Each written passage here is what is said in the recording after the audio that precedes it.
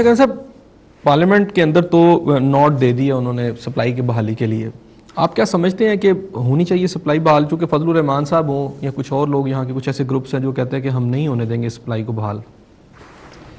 دیکھیں اس میں اس کا پورا ایک بیک گراؤنڈ ہے, میں اس کو ہمیشہ اس پرسپیکٹو کے ساتھ بیان کرنا چاہوں گا کہ جب جس طرح لوگ کہتے ہیں کہ کال آئی اور مشرف صاحب نے ہاں کر دیا, as a matter of fact جب دو نیشنز کے درمیان, دو کنٹریز کے درمیان کوئی کسی قسم کا ایگریمنٹ ہوتا ہے وہ ویل ڈیفائنڈ ایگریمنٹ ہوتا ہے, اور اس میں جو دونوں کنٹریز کے اسٹریٹجک انٹرسٹس ہیں ان کو دیکھا جاتا ہے, ان کی باٹم لائن ڈیفائن کی جاتی ہیں اور ان باٹم لائنز پر کوئی کمپرومائز نہیں کیا جاتا. لیکن ان کیس آف امریکن آپ ریلیشن شپ کہہ لیں یا انٹروینشن کہہ لیں 9/11 کے بعد, دونوں لفظ اس کے لیے صحیح ہیں, اس میں ایک بلینک چیک پاکستان گورنمنٹ کی طرف سے امریکہ کو دے دیا گیا.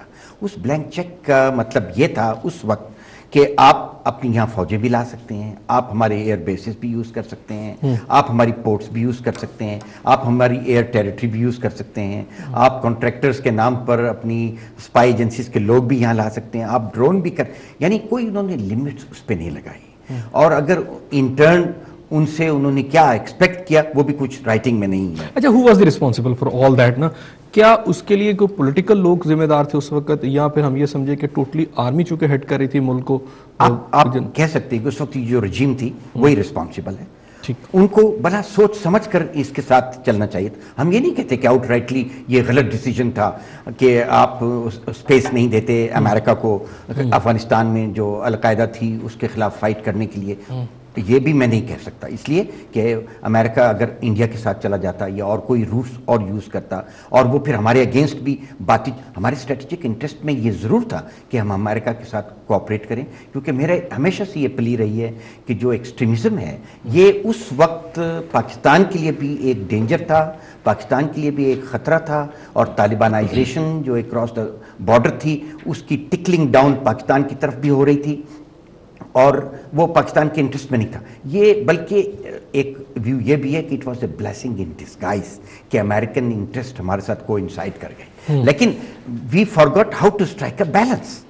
ہم نے ایک بلینک چیک دوبارہ میں کہوں گا کہ دے کر, اور وہ جو ہمارے اپنے اسٹریٹجک انٹرسٹ ہے ان کے اوپر کمپرومائز کر لیا. اگر وہ ہم نہ کرتے اس وقت, یعنی یہ کہہ دینا کہ جی فضل مولانا صاحب کی بات کہ ان کو راستہ دے دیا جائے یا نہ دیا جائے, یہ ایک چھوٹی سی اب بات ہے. اب ہمیں جو پورے اسٹریٹجک جو ہمارے انٹرسٹ ہیں ان کو ڈیفائن کرنا چاہیے امریکہ کے ساتھ بیٹھ کر. صرف روٹ کی بات نہیں ہے, ڈرون کی بھی بات ہے. اچھا کیسے you said that it was a blessing, how was it a blessing کہ آج ہم اس وار آن ٹیرر کے اندر جب چلے گئے پاکستان کے ساتھ آؤٹ رائٹلی بلینک چیک جیسے آپ نے کہا دے دیا, اس کے بعد 43,000 آلموسٹ ایک فگر ہے تھوڑی سی کم زیادہ ہمارے لوگ اس میں شہید ہو چکے ہیں. پھر $100 بلین ابھی گورنمنٹ کلیم کر رہی ہے کہ جناب اگر ہم نے نیٹو سپلائی بحال کرنی ہے تو ہمارا آلموسٹ $100 بلین کا نقصان ہو چکا ہے, ہماری سڑکیں ٹوٹ چکی ہیں.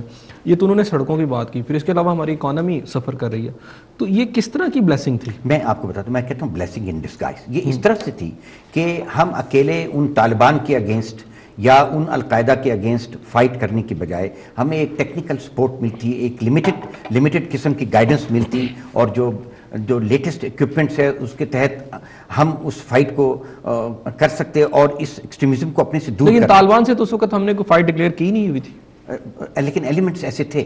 آپ کو یاد ہوگا کہ 97 میں یہاں OIC کانفرنس ہو رہی تھی, اس میں طالبان نے اسٹرائک کرنے کا وہ پلان بنایا تھا جو اس وقت پکڑا گیا تھا, اور پکڑنے کے بعد وہ ریویل ہوا تھا. اسی طرح سے دراصل ہوا ایسے کہ جب رشین یہاں سے گئے, امریکنز نے طالبان مجاہدین کی مدد سے رشین کو یہاں سے نکالا, تو جتنے فورن ایلیمنٹ سے جو جہاد کے نام سے اپنی کنٹری سے یہاں آ گئے تھے انہوں نے اس علاقے کو اپنا بیڑا بنا لیا. چونکہ میں اس وقت انٹیلیجنس بیورو میں تھا اور مجھے معلوم ہے کہ جو فورن کنٹریز تھیں specially Middle East countries like Jordan, Egypt, Saudi Arabia, even Indonesia, Malaysia, Kuwait, Iraq, ان سب سے جو لوگ آئے تھے یہ اپنی کنٹریز میں انوانٹیڈ ہو گئے. not a single country wanted to take them back in their own, because वहाँ डेमोक्रेसी नहीं थी, वहाँ मोनार्की थी, और वो समझते थे कि ये रेडिकल थॉट्स हैं उनके साथ ये हमारे अपने मुल्क में ये एक अनवांटेड लोग हैं। बल्कि इनमें से कुछ ने कोशिश भी की, जॉर्डन में एक पुलिस चीफ को मारा और लोगों को मारा। अच्छा, तो फिर यहाँ इन्होंने अपना अड्डा बना लिया। अब एक ऐसा मौका था, और उस वक्त अनफॉर्चुनेटली हमारे स्ट्रेटेजिक इंटरेस्ट में ये बात थी कि तालिबान जो हैं ये हमारे साथ, हमारा जो डिस्प्यूट है ईस्टर्न बॉर्डर पर इंडिया के साथ, उसमें हमारे लिए कुछ मददगार साबित हो सकते हैं, तो ये थोड़े से फिट इन उसमें बैठ रहे थे। लेकिन उनके जो अल्टीरियर डिजाइन थे वो हमारे अपने स्टेट इंटरेस्ट के अगेंस्ट थे। वो आपको उस वक्त महसूस हो रहा था? महसूस हो रहा था। इंटेलिजेंस इन्फॉर्म कर रही थी गवर्नमेंट जी, बिल्कुल इन्फॉर्म कर रही थी, बल्कि पकड़े भी गए, लोग भी आ गए। और ये फिर आहिस्ता आहिस्ता मशरूम, अच्छा इतनी देर में जो ओसामा बिन लैडन थे ये भी सऊदी अरेबिया से निकल कर सूडान चले गए, सूडान से यहाँ आ गए, इन्होंने अपनी फोर्स बना ली, और ये आहिस्ता आहिस्ता एक ऐसे इस्लाम की बात करने लगे जो प्रॉब्लली प्रैक्टिकेबल भी नहीं था, और मेरे अपने हिसाब में एक ट्रू इंटरप्रिटेशन। लेकिन उस वक्त एक सवाल है यहाँ पे सब, ये पैटर्नाइज जितना भी किया, चाहे वो कहीं से भी आ रहे थे फॉरनर, वो पैटर्नाइज किया अमेरिकन ने या पाकिस्तान की एस्टेब्लिश